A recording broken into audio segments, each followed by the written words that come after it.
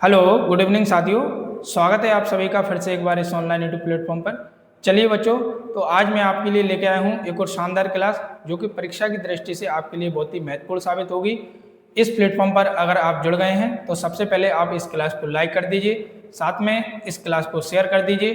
अगर आप इस चैनल पर नए हैं तो इस चैनल को सबसे पहले आप सब्सक्राइब कर लीजिए, जिससे आने वाले जितने भी इंपॉर्टेंट वीडियो लेक्चर हैं उसका नोटिफिकेशन आप तक पहुँच सके। एक शानदार क्लास की शुरुआत हम पॉजिटिव एनर्जी के साथ में कर रहे हैं। पेन कॉपी को लेके बैठ जाइए। ये सीरीज जो आपके लिए चलाई जा रही है तो NCLEX, NORCET, SGPGI, KGMU, RRB, GMCS, CHO, staff nurse इत्यादि सेंट्रल गवर्नमेंट के जितने भी एग्जाम हैं नर्सिंग से रिलेटेड उन सबके लिए महत्वपूर्ण एमसीक्यू इस प्लेटफॉर्म पर आपके लिए हैं। आज की इस क्लास का शानदार प्रश्न आपकी स्क्रीन पर शो है। हम पढ़ेंगे एक एक प्रश्न को और उनके एक सही जवाब की ओर चलेंगे। चलिए बच्चों, पहला प्रश्न क्या पूछा गया है पढ़ते हैं अपन। A client is receiving peritoneal dialysis. एक मरीज है जिसको पेरिटोनियल डायलिसिस चल रहा है। If the dialysate return cloudy, dialysate एक फ्लूइड है, अगर वो क्लाउडी कलर का आता है तो उस दौरान नर्स को यहाँ पर क्या करने की आवश्यकता है, ये प्रश्न में पूछा गया है। चलिए बच्चों, तो अपन जानते हैं पेरिटोनियल डायलिसिस क्या होता है और डायलिसेट वर्ड क्या है। तो सबसे पहले इन ऑप्शनों से पहले मैं आपको एक चीज बता देता हूँ। चलिए बच्चों, पेरिटोनियल डायलिसिस की हम बात करें तो ये क्या होता है।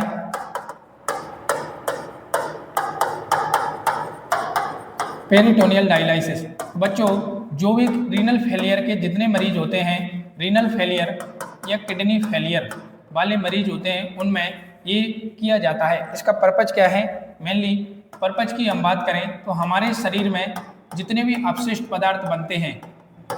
पदार्थ बनते हैं उनको बाहर निकालने के लिए डायलिसिस यहाँ पर किया जाता है। कब? जब आपकी रीनल या किडनी कंप्लीट रूप से फेल हो गई है, इन्होंने काम करना बंद कर दिया है, तब हम क्या करेंगे, इस दौरान एक आपकी एब्डोमिनल कैविटी में एक कैथेटर इंसर्ट कराएंगे। कैथेटर इंसर्ट कराने के पश्चात हम क्या करेंगे, उससे जितने भी अपशिष्ट पदार्थ हैं बॉडी से बाहर निकाल लेंगे। इस प्रोसीजर को बोलते हैं हम पेरिटोनियल डायलिसिस। किडनी का मेन काम क्या होता है, फिल्ट्रेशन कराना। जब किडनी खराब हो जाएगी तो हमारी बॉडी में फिल्ट्रेशन का काम नहीं होगा, तो इसको अपशिष्ट पदार्थों को निकालने के लिए, फिल्ट्रेशन कराने के लिए हम एक आर्टिफिशियल प्रोसीजर का प्रयोग करते हैं जिसका नाम है पेरिटोनियल डायलिसिस। अब इस प्रोसीजर को करते कैसे हैं बच्चों, ये देखिए एक इमेज आपको दिख रही है जो कि प्रॉपर पेरिटोनियल डायलिसिस किस प्रकार से हो रहा है उसको इमेज को दर्शा रही है। हम इसमें एक बैग लेते हैं, इस बैग का नाम है डायलिसिस सॉल्यूशन बैग। बच्चों, इस डायलिसिस सॉल्यूशन बैग होता है, उसमें डायलिसेट सॉल्यूशन भरा हुआ रहता है। इसमें एक जो कैंप होता है, इस लंबे चौड़े को इसको बोलते हैं पीडी कैथेटर। पीडी कैथेटर को हम पेरिटोनियल कैविटी में इंसर्ट कराते हैं। इसके साथ में यहाँ पर एक ग्रीन सील दे रखी है, ट्विस्ट क्लैंप होते हैं यहाँ पर। उसके साथ में एक क्लैंप आपको ये इमेज में दिख रहा है, साथ में एक होता है बास्ट प्रोडक्ट बैग। बच्चों, इस प्रोसीजर को करते कैसे हैं, डायलिसेट सॉल्यूशन इसमें भरा हुआ रहता है बैग में। हम क्या करते हैं, इस पीडी कैथेटर को पेरिटोनियल कैविटी में इंसर्ट कराने के पश्चात हम क्या करेंगे, इस पेरिटोनियल फ्लूइड्स को, डायलिसेट फ्लूइड को हम इस पेरिटोनियल कैविटी में इंसर्ट कराएंगे। इसकी प्रॉपर्टी क्या होती है डायलिसेट फ्लूइड की, एंटर कराने का क्या कारण है, तो बच्चों ये हमारे शरीर से अवशोषित करता है। किसको? अवशोषित करने का कार्य करता है। हमारे शरीर में जितने भी अपशिष्ट पदार्थ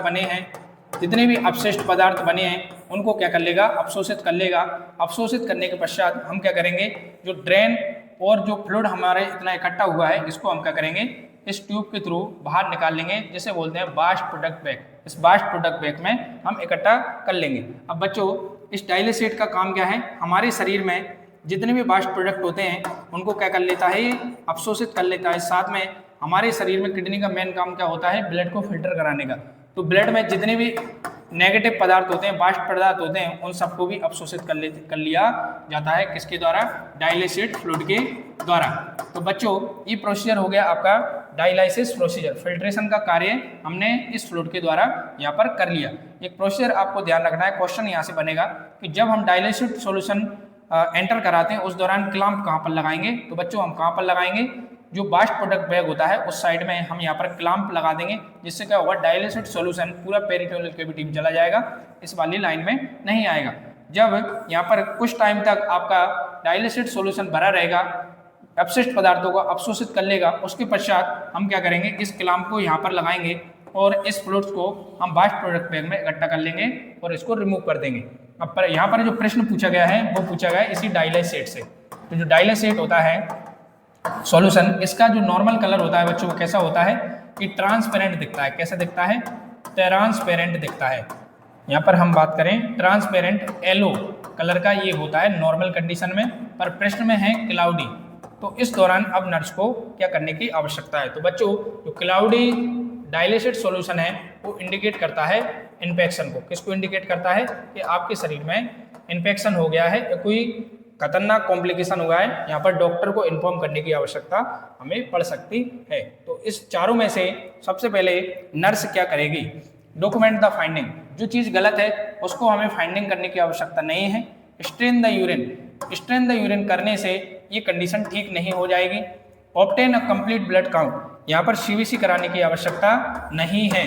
सबसे पहले हम क्या करेंगे? Send a specimen of the lab. जो क्लाउडी सैंपल हमें प्राप्त हुआ है उसको सैंपल लेके हम उसको लैब में भेजेंगे और उसकी कंडीशन को फाइंड आउट करने का प्रयास करेंगे। तो बच्चों दूसरी चीज़ क्या है? और तुरंत ही डॉक्टर को इन्फॉर्म कर देंगे, क्योंकि ये कॉम्प्लिकेशन कंडीशन को इंडिकेट करती है ये वाली सिचुएशन। चलिए अगला और शानदार प्रश्न, पेरिटोनियल डायलिसिस क्या होता है?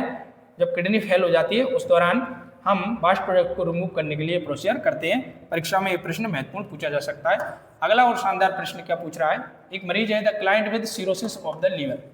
एक मरीज है, सिरोसिस ऑफ द लीवर का मतलब क्या होता है? Chronic liver disease. बच्चों chronic liver disease, receiving lactulose, उसको लैक्टोलोज चालू है। The nurse is aware that rational for the order of lactulose. इस लैक्टोलोज देने की क्या आवश्यकता पड़ गई इस क्रोनिक लीवर डिसीज को? देखिए बच्चों ये क्रोनिक लीवर डिसीज क्या होती है? इसमें आपका जो हेल्थी लीवर होता है क्या होता है? जो हेल्थी लीवर है वो किस में कन्वर्ट हो जाता है? हम बात करें स्कार टिश्यू में। किसमें? स्कार टिश्यू में कन्वर्ट हो जाता है। स्कार टिश्यू में कन्वर्ट हो जाने के पश्चात आपका लीवर काम करना बंद कर देता है। इसके डिसफंक्शनल लीवर डिसफंक्शनल कंडीशन यहाँ पर देखने को मिलती है। जब लीवर प्रॉपर रूप से काम नहीं करेगा, चीज़ों को एब्जॉर्ब नहीं करेगा, डाइजेस्ट नहीं करेगा, तो क्या होगा? उस दौरान हमारे शरीर में एबनॉर्मल टॉक्सिक प्रोडक्ट क्या होते हैं? इंक्रीज हो जाते हैं। जैसे कि एक एग्जांपल, अमोनिया का लेवल हमारे शरीर में बढ़ जाना, टॉक्सिक लेवल अमोनिया का हमारे शरीर में बढ़ जाना। अब हम बात करें इसका कारण क्या होता है, कॉज की हम बात करें तो बच्चों क्रोनिक हेपेटाइटिस वाले मरीज होते हैं, वो लंबे समय तक उनको हेपेटाइटिस है, लीवर संबंधित इन्फ्लेमेशन है, बाद में वो क्रोनिक लीवर डिसीज में कन्वर्ट हो जाता है। साथ में जितने फैटी लीवर वाले पेशेंट होते हैं जिनकी बीएमआई अधिक होती है, वजन अधिक होता है, ठीक है, उनमें भी ये फैटी लीवर बाद में किस में कन्वर्ट हो जाता है? क्रोनिक लीवर डिसीज में कन्वर्ट हो जाता है। एक और केस आता है क्रोनिक एल्कोहल का। जो लंबे समय से क्रोनिक एल्कोहलिक हैं, लंबे समय से दारू पी रहे हैं, उन मरीजों में भी ये खतरा बढ़ता है।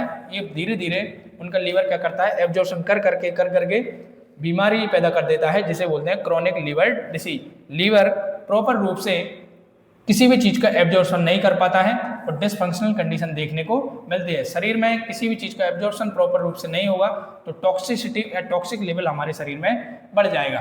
तो बच्चों ये लैक्टोलोज का संबंध भी इसी से कुछ है। देखिए लैक्टोलोज क्या होता है इसके बारे में जान लीजिए। लैक्टोलोज क्या होता है इसकी हम बात करें तो ये क्या है बच्चों? एक लैक्सेटिव है। क्या है? एक लैक्सेटिव है। इसका प्रयोग हम कॉन्स्टिपेशन को रिलीव करने के लिए करते हैं। कॉन्स्टिपेशन को रिलीव करने के लिए करते हैं। साथ में एक इसका और काम है, ये क्या करता है? हमारे शरीर में अमोनिया के लेवल को कम करता है। अमोनिया के लेवल को कम करता है, डिक्रीज करता है। तो इसी का आंसर इससे संबंध में मिलेगा। तो बच्चों इसका काम क्या है? To lower the glucose level. हमारे शरीर में ग्लूकोज लेवल को यह कम नहीं करता। To level uric acid level इसको कम करता है, नहीं यूरिक एसिड लेवल को भी कम नहीं करता है। टू लोअर, तो आंसर आपका गया कौन सा बच्चों? सी। ये क्या करता है? To lower the ammonia level. हमारे शरीर में अमोनिया लेवल जो कि टॉक्सिक लेवल हम लीवर के काम न करने की वजह से बढ़ गए हैं, उनको कम करने के पर्पज से लैक्टोलोज इस मरीज को दिया जा रहा है। इसका अर्थ नर्स को पता होना चाहिए। To lower the creatinine level, lactulose हमारे शरीर में क्रिएटिनिन लेवल को भी लो नहीं करता है। तो जो आपका मोस्ट ऑथेंटिक आंसर क्या गया, वो कौन सा गया, सी बच्चों। चलिए अगला और शानदार प्रश्न आपकी स्क्रीन पर है, इसको पढ़ते हैं और समझने का प्रयास हम करते हैं।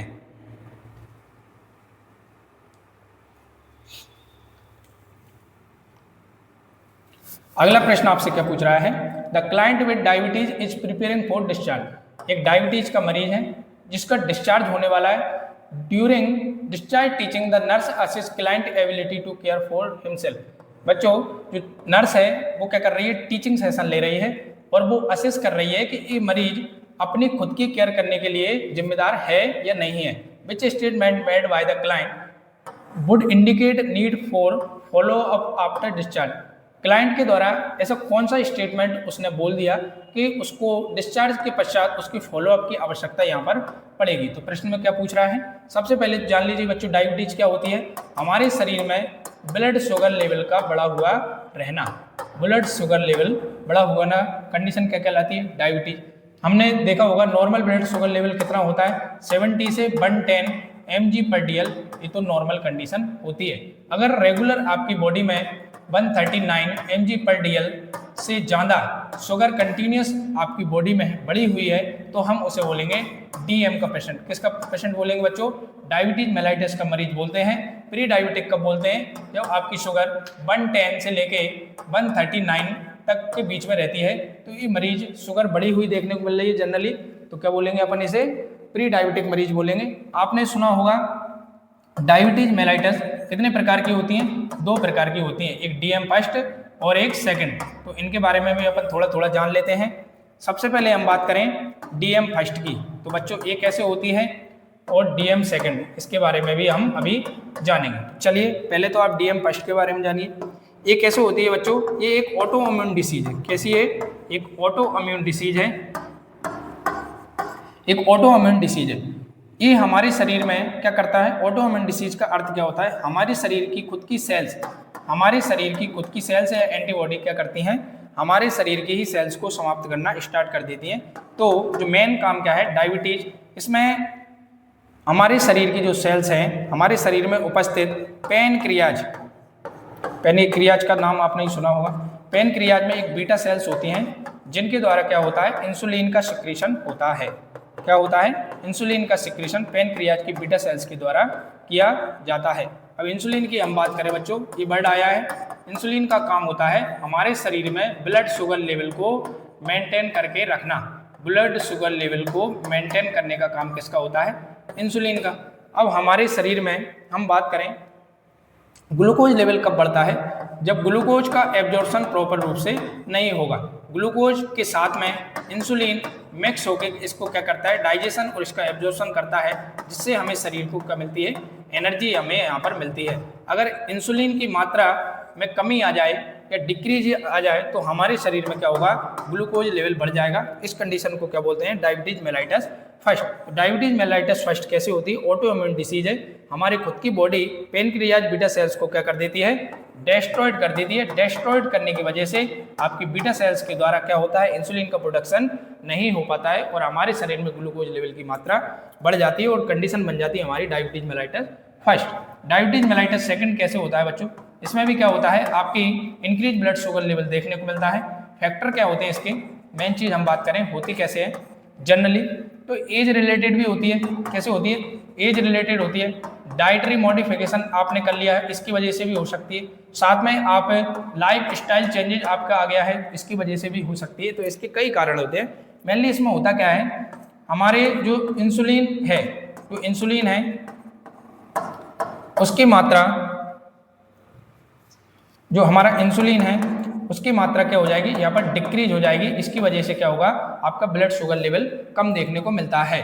इसका कारण क्या है, बीटा सेल्स के द्वारा प्रॉपर मात्रा में इंसुलिन का प्रोडक्शन ना करना। तो ये बीटा सेल हमारे शरीर में क्या करेगी, डिक्रीज इंसुलिन प्रोडक्शन रेट। इसकी वजह से हमारा जो ग्लूकोज है उसका प्रॉपर एब्जॉर्प्शन नहीं होगा और शरीर में आपका ग्लूकोज लेवल बढ़ता जाएगा। दूसरा कारण क्या है, दूसरे कारण की हम बात करें इन फैक्टरों के साथ में, पहला फैक्टर तो क्या हो गया, बीटा सेल ने इंसुलिन का डिक्रीज प्रोडक्शन कम कर दिया। और दूसरा क्या है, इंसुलिन रेजिस्टेंस। आपकी बॉडी इंसुलिन के प्रति रेजिस्टेंस हो गई। जितना इंसुलिन आपकी बॉडी के द्वारा प्रोड्यूस किया जा रहा है उतना इंसुलिन प्रॉपरली उस शुगर लेवल को कम नहीं कर पा रहा है और उसका एब्जॉर्प्शन नहीं कर पा रहा है, तो आपके शरीर में धीरे धीरे शुगर की मात्रा बढ़ती जाएगी। तो दो कंडीशन होती है इसकी, डीएम फर्स्ट और डीएम सेकंड। अभी हमने जान लिया। चलिए बच्चों, तो इसमें कुछ साइन एंड सिम्टम है जो डायबिटीज मेलाइटिस के साथ में देखने को मिलते हैं। पहले हम बात करें तो क्या देखने को मिलेगा आपको, थर्स्ट देखने को मिलेगा, ठीक है, वीकनेस मरीज में देखने को मिलती है। वीकनेस के साथ में हम बात करें इसको फटिग देखने को मिलेगा, ठीक है, इसको इरिटेबिलिटी मरीज को होगी, इरिटेबिलिटी मरीज को देखने को मिलती है।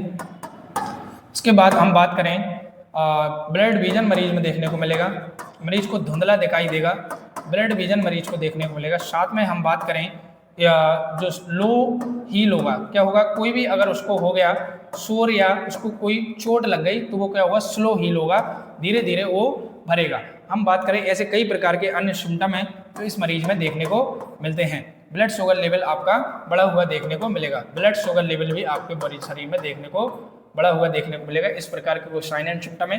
मैनेजमेंट आप कैसे करेंगे, सिम्टोमेटिक हम बात करें तो क्या करेंगे, मरीज को इंसुलिन हम देंगे और इंसुलिन के साथ में उसके लाइफ मॉडिफिएबल चेंजेस, डाइट के ऊपर ध्यान देंगे, बैलेंस डाइट हम देंगे, उसे एक्सरसाइज करने को बोलेंगे इत्यादि। हम इस प्रकार से मैनेजमेंट यहाँ पर करेंगे। चलिए, अब प्रश्न पूछा गया है डिस्चार्ज नर्स को कौन सी बात है जो कि गलत लगी। I live by my self, मैं खुद से रह सकता हूँ, कोई दिक्कत नहीं है, रहिए भैया। आई हैव ट्रैवल सीइंग, मुझे धुंधला दिखाई देता है, मुझे धुंधला दिखाई देता है। I have a cat in the house with me, मेरे साथ में मेरी बिल्ली रहती है। I usually drive my self to the doctor, मैं जब डॉक्टर के पास जाता हूँ तो खुद ड्राइव करता हूँ। तो कौन सी चीज़ है जिसकी आपको फॉलोअप की आवश्यकता है, ये बात सही है, इसमें फॉलोअप की आवश्यकता नहीं है। कैट रह रही है उसके साथ में तो उसकी फॉलोअप की आवश्यकता नहीं है। बिल्ली डायबिटीज वाले मरीज कोई संबंध नहीं है, ड्राइव करने से भी उसके डायबिटीज पर कोई प्रभाव नहीं पड़ने वाला है। पर बच्चों, उसके धुंधले दिखने से क्या होगा, सबसे मेन इंपॉर्टेंट चीज मैं आपको बता दूं, धुंधला है तो डोज का मेन ध्यान रखा जाएगा। किसका, डोज का। तो मरीज जो भी इंजेक्शन लगाएगा वो उसे कम या ज़्यादा ना लगा ले या गलत साइड पर ना लगा ले, ऐसे कुछ कॉम्प्लिकेशन उसको देखने को मिल सकते हैं। तो नर्स इन चीज़ों का फॉलोअप करने के लिए वहाँ पर आवश्यकता उसको पड़ सकती है। चलिए बच्चों, तो ये हो गया शानदार प्रश्न आपका। अब चलते हैं हम अगले और शानदार प्रश्न की ओर। प्रश्न क्या पूछ रहा है इसके बारे में हम समझते हैं। प्रश्न क्या पूछ रहा है, a client is receiving total parental nutrition, उसको टीपीएन चल रहा है। बच्चों क्या होता है टीपीएन, इसके बारे में जान लो। सबसे पहले टोटल पेरेंटल न्यूट्रिशन, जिसमें पूरी मात्रा में पूरे न्यूट्रिएंट हो, क्या हो, पूरे न्यूट्रिएंट हो, पूरे जितने भी हमें शरीर की आवश्यकता होती है वो सारे न्यूट्रिएंट्स इस फ्लूइड में मिले हुए रहते हैं। ये क्या होता है, एक फ्लूइड होता है जिसमें सारे न्यूट्रिएंट्स बॉडी को मिल जाते हैं अगर इसको इंजेक्ट किया जाए तो। Which lab test should be evaluated while the client receiving, तो बच्चों इसकी एक प्रॉपर्टी होती है, इस न्यूट्रिएंट की प्रॉपर्टी क्या होती है, इसमें ग्लूकोज बहुत अधिक मात्रा में होता है। क्या होता है, ग्लूकोज बहुत अधिक मात्रा में होता है क्योंकि बॉडी को एनर्जी की आवश्यकता होती है। अब हम बात करें इसके साथ में कौन सा टेस्ट हम कराएंगे, हीमोग्लोबिन टेस्ट कराएंगे, क्रिएटिनिन टेस्ट कराएंगे, blood glucose, white blood cell. जब ग्लूकोज की बात हो गई है तो हम इसको कौन सा टेस्ट कराएंगे, ब्लड ग्लूकोज लेवल टेस्ट कराएंगे, क्योंकि शरीर में ब्लड ग्लूकोज लेवल बढ़ ना जाए जब मरीज को टीपीएन चल रहा हो तब। चलिए अगला और शानदार प्रश्न हम बात करते हैं। ये इमेज बेस्ड प्रश्न अगर टीपीएन का पूछ लिया जाए तो बच्चों ये टीपीएन इमेज बेस्ड है। इसको देते कैसे हैं मरीज को, आईवी रूट से हम देते हैं बच्चों, आईवी रूट से हम देते हैं। ये कैसा होता है, हाईली कंसंट्रेट होता है। कैसा होता है, हाईली कंसंट्रेट इसकी प्रॉपर्टी होती है। इसको हमेशा आईवी रूट से लार्ज वेन्स के द्वारा दिया जाता है। किससे द्वारा, लार्ज वेन्स के द्वारा इसको दिया जाता है। स्मॉल वेन के साथ हम इसको नहीं देते हैं, हाथ माथ से हम इसे नहीं लगाएंगे, हाथ की वेन से, स्मॉल वेन से हम इसको नहीं लगाते हैं क्योंकि हाईली कंसंट्रेट होता है। लार्ज वेन में भी हम सेंट्रल वेनस कैथेटर का उपयोग करेंगे, सेंट्रल वेनस कैथेटर का उपयोग करेंगे। और सेंट्रल वेनस कैथेटर काय में लगा होना चाहिए, या तो जुगुलार वेन में लगा होना चाहिए, सब क्लेवियन वेन यूज कर सकते हैं हम, और फीमोरल वेन भी हम यूज कर सकते हैं। इन रूट के थ्रू हम इस हाईली कंसंट्रेटेड टीपीएन को देंगे, जो कि मरीज लंबे समय से अस्पताल में भर्ती होते हैं और उनको इंट्यूबेट किया गया है, उन मरीजों को हम ये वाला फ्लूइड देते हैं जिससे उसके शरीर में एनर्जी और पूरे न्यूट्रिशन की कमी थी वो पूरी हो जाए। चलिए बच्चों अगला और शानदार प्रश्न का पूछ रहा है, पढ़ते हैं। एक क्लाइंट है विद मायोकार्डियल इंफार्क्शन, एक एमआई आया है मरीज को, come to the nurse station and that is ready to, वो बोल रहा है he is ready to go home, वो घर पर जाने के लिए तैयार है क्योंकि there is nothing wrong with him, मेरे साथ कुछ गलत नहीं हुआ है। Which defence mechanism is client using, यहाँ पर मरीज ने, इस पेशेंट ने कौन सा डिफेंस मैकेनिज्म यूज लिया है, इन चारों में से हमें बताना है। तो बच्चों MI कोई नॉर्मल कंडीशन तो नहीं है, एबनॉर्मल कंडीशन है, और वो कह रहा है कि मैं तो बिल्कुल ठीक हूँ और मुझे घर जाना है। तो इन चारों में से देखते हैं। पहले तो रेशनलाइजेशन क्या होता है बच्चों, इसमें वो क्या देता है, अपना रेशनल देता है। क्या देता है, रेशनल देता है, कोई भी बात का प्रमाण देता है, बात का प्रमाण देता है जिससे क्या हो, उसको गिल्ट फील ना हो, क्या हो, गिल्ट फील ना हो, या उसे बैड या बुरा ना लगे, है ना।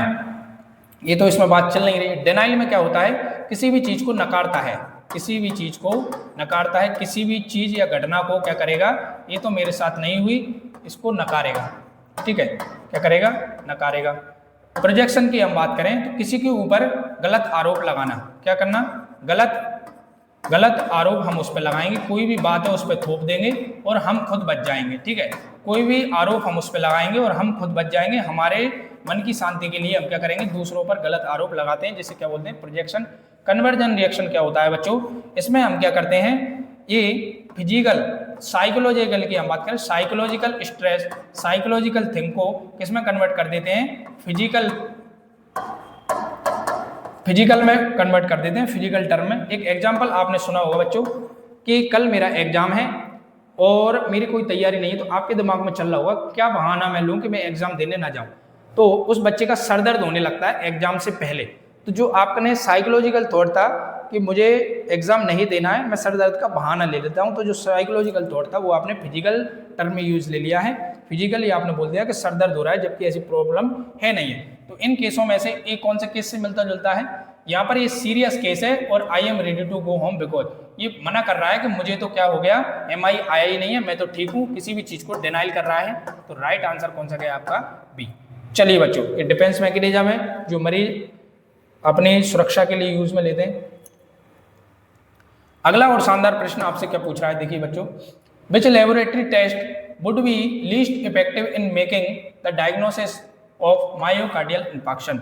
इनमें से, इन चारों में से ऐसी कौन सी बात है जो लीस्ट इफेक्टिव है मायोकार्डियल इंफेक्शन के डायग्नोसिस के लिए। तो बच्चों AST क्या होती है, एक एंजाइम है, ठीक है, और ये तीनों जो आपको दिख रहे हैं वो हैं कार्डियक मार्कर। क्या है, कार्डियक मार्कर क्या होते हैं, हार्ट की एक्टिविटी को दर्शाने वाले। तो ए वाली बात तो सही है, तो जो आपका राइट आंसर जाएगा वो कौन सा है, AST। बाकी की तीनों मायोकार्डियल इंफार्क्शन की कंडीशन को दर्शाते हैं। बाकी AST एंजाइम है, इसका हमारे शरीर में केमिकल रिएक्शन जो बॉडी में होती हैं उनके लिए जिम्मेदार होता है। एक और प्रश्न परीक्षा में महत्वपूर्ण प्रश्न आता है, स्टाइल लाइन बना लीजिए। ट्रोपोनिन आई, ये क्या होता है, मोस्ट स्पेसिफिक टेस्ट होता है बच्चों, मोस्ट स्पेसिफिक टेस्ट होता है किसके लिए, जब MI आता है उस दौरान कार्डियक एक्टिविटी को दर्शाने के लिए मोस्ट स्पेसिफिक और सही बताता है कि इसको MI आया है कि नहीं है। चलिए, तो अगर इससे प्रश्न पूछ लिया जाए तो देख लेना। अगला और प्रश्न शानदार पूछा गया है आपसे, पढ़ते हैं और अपन इसका जवाब लेते हैं। बच्चों प्रश्न क्या पूछ रहा है, the license practical nurse assign to post partal unit. एक नर्स है जिसको पोस्ट पार्टल यूनिट में ड्यूटी लगी है, preparing to administer RhoGAM to postpartum client, उसको काम मिला है एक रोगाम लगाने का एक पोस्टपार्टम महिला को। Which women is not candidate for RhoGAM, ये रोगाम इंजेक्शन हम कौन सी महिला को नहीं लगाएंगे और बाकी 3 को हम लगाएंगे, ये प्रश्न यहाँ पर पूछा गया है। तो चलिए इसकी कंडीशन जान लेते हैं। बच्चों आपने एक वर्ड सुना होगा RH इनकॉम्पेटेबिलिटी, RH इनकॉम्पेटेबिलिटी, हम इसकी बात करें, ये टर्म जो रहती है इसमें होता क्या है, आपके RH फैक्टर जो रहते हैं, मदर का क्या हो, मदर का हो नेगेटिव, मदर का क्या हो नेगेटिव, और जो आपका बच्चा है इन्फेंट उसका क्या होना चाहिए, पॉजिटिव ब्लड ग्रुप। क्या होना चाहिए, पॉजिटिव ब्लड ग्रुप यहाँ पर होना चाहिए। तो इस प्रकार के कॉम्पेटिबिलिटी को क्या बोलते हैं, RH फैक्टर इनकॉम्पेटिबिलिटी। इसको ठीक करने के लिए हम क्या देते हैं, रोगाम इंजेक्शन देते हैं। रोगाम इंजेक्शन क्या होता है, रोगाम के बारे में जान लीजिए आप। तो रोगाम क्या है बच्चों, यह एक अम्यूनोग्लोबुलिन है। क्या है, एक अमीनोग्लोबुलिन है, अमीनोग्लोबुलिन है। इसका काम क्या है, ये हमारे शरीर में RH इनकॉम्पेटिबिलिटी होने के खतरे को रोकती है। अब मदर क्या करेगी, मदर है आदर RH नेगेटिव, ठीक है, और बच्चा है पॉजिटिव, तो क्या करता है मदर की जो बॉडी है वो क्या करेगी, एंटीबॉडी तैयार करेगी किसके अगेंस्ट, इस RH पॉजिटिव फीटस के अगेंस्ट। तो जो इसको इंजेक्ट हम करा देंगे अमीनोग्लोबुलिन को, रोगाम को अगर हम इसको लगा देंगे तो जो मदर की बॉडी है वो इस RH पॉजिटिव बच्चे के प्रति एंटीबॉडी यहाँ पर नहीं बनाएगी, उसको क्या कर लेगी, रेसिस्टेंस कर लेगी, इसलिए हम इस रोगाम को इंजेक्शन को देते हैं। चलिए बच्चों, तो हम यहाँ पर बताएं तो इन तीनों में से देख लीजिए, RH नेगेटिव मदर है, RH पॉजिटिव बेबी है, इसको तो हम रोगाम का इंजेक्शन दे सकते हैं। RH नेगेटिव है, RH पॉजिटिव बेबी है, इसको भी हम दे सकते हैं। RH negative and still birth, इसको देखते हैं। RH नेगेटिव, इसको तो हम रोगाम का इंजेक्शन नहीं देंगे क्योंकि यहाँ पर RH इनकॉम्पेटिबिलिटी देखने को नहीं मिल रही है, इसको हम देते हैं A, B और C। तो तीनों आंसर गए आपके राइट, इसको हम नहीं दे सकते, तो आंसर कौन सा गया आपका, D। ये पूछा है इज नॉट कैंडिडेट फॉर रोगाम, हम किसको नहीं दे सकते, तो आपका कौन सा गया, RH नेगेटिव वाली मदर है, RH नेगेटिव बेबी वाली मदर को हम इंजेक्शन नहीं देंगे। परीक्षा में एक और महत्वपूर्ण प्रश्न आता है डोज। बच्चों डोज क्या होता है, डोज की हम बात करें तो परीक्षा में एक प्रश्न आता है डोज कितना देंगे रोगाम का, तो रोगाम का डोज आपको याद रखना है 300 माइक्रोग्राम देते हैं। इसकी एक और वैल्यू होती है 1500 इंटरनेशनल यूनिट, 1500 इंटरनेशनल यूनिट 300 रोगाम, ठीक है बच्चों, 300 माइक्रोग्राम हम इसको देते हैं मदर को। अगर हम बात करें प्रेग्नेंट लेडी की, प्रेग्नेंट लेडी को अगर आपको देना है तो थर्ड ट्राइमेस्टर में 28 वीक के समथिंग हम इसको देते हैं, और डिलीवरी अगर मदर की हो गई है तो हमें विदिन 72 आवर में इंजेक्शन लगाना पड़ता है रोगाम का, इससे इस कॉम्प्लिकेशन से बचा जा सकता है। परीक्षा में महत्वपूर्ण प्रश्न अगर पूछा जाए तो आपको याद रखना है। चलिए बच्चों, अगला और शानदार प्रश्न परीक्षा में पूछे जाने लायक प्रश्न है, क्या पूछा है देखिए, a first exercise that should be perform, ऐसी कौन सी एक्सरसाइज है जो परफॉर्म करने की आवश्यकता है by client view mastectomy. Ectomy word का मतलब क्या होता है, किसी भी चीज को हमारी बॉडी से निकाल फेंकना, तो मास्ट मतलब ब्रेस्ट, यहाँ पर ब्रेस्ट की सर्जरी हुई थी, क्या हुई थी बच्चों, ब्रेस्ट की सर्जरी हुई थी और ब्रेस्ट का रिमूवल कर दिया है यहाँ पर, इस कंडीशन को क्या बोलेंगे, मास्टेक्टोमी। अब यहाँ पर एक ब्रेस्ट हो सकते हैं या बहुत हो सकते हैं, तो इस कंडीशन में हमसे पूछा गया है प्रश्न है, क्या पूछा है कि हमें कौन सी पहली एक्सरसाइज है जो ऑपरेशन के बाद हमें करनी चाहिए।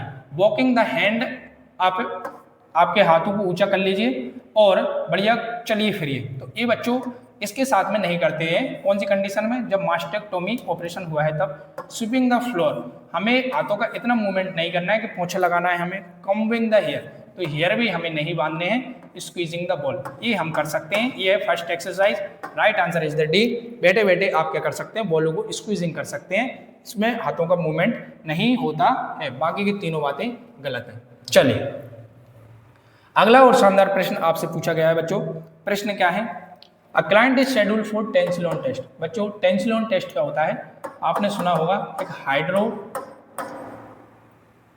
हाइड्रोफिलियम क्लोराइड, हाइड्रोफोबियम क्लोराइड का ड्रग रहता है। हाइड्रोफोबियम क्लोराइड एक ड्रग होता है जो मरीज को लगाना रहता है टू माइस्थेनिया ग्रेविस। एक टेस्ट कर रहे हैं टेंसिलोन टेस्ट, टेंसिलोन टेस्ट में क्या करते हैं हम, हाइड्रोफोबियम क्लोराइड को माइस्थेनिया ग्रेविस वाले पेशेंट को क्या कराते हैं, एंटर कराते हैं। इससे क्या होता है, आपकी जो मसल्स हैं वो कैसी हो जाती है, एक्टिव हो जाती है, क्या हो जाती है, एक्टिव। माइस्थेनिया ग्रेविस का केस में क्या होता है, इसमें जो आपकी वॉलेंट्री मसल्स होती हैं, कौन सी मसल्स होती हैं, वॉलेंट्री मसल्स होती हैं, वो काम करना बंद कर देती हैं, जैसे कि कौन कौन सी, फेस, माउथ और क्या हो गया आपका